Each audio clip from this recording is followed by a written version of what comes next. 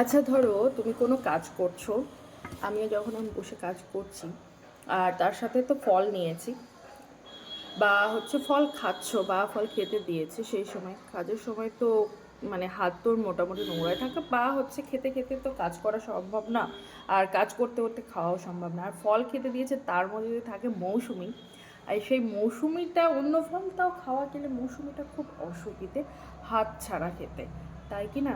কিন্তু চলো তোমার সঙ্গে একটা ট্রিক শেয়ার করি কাঁটা চামচ দিয়ে মৌসুমি খাওয়ার।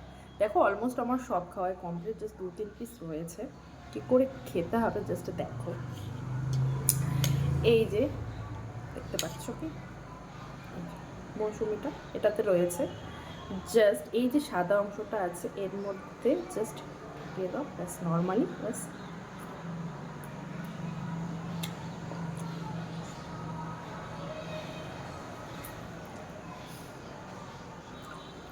খাওয়া কমপ্লিট হয়ে গেল, হাতও মাখলো না। তো তোমরা কারা কারা এমনভাবে মৌসুমি খেয়েছো বা এভাবে একবার ট্রাই করে দেখতে পারো।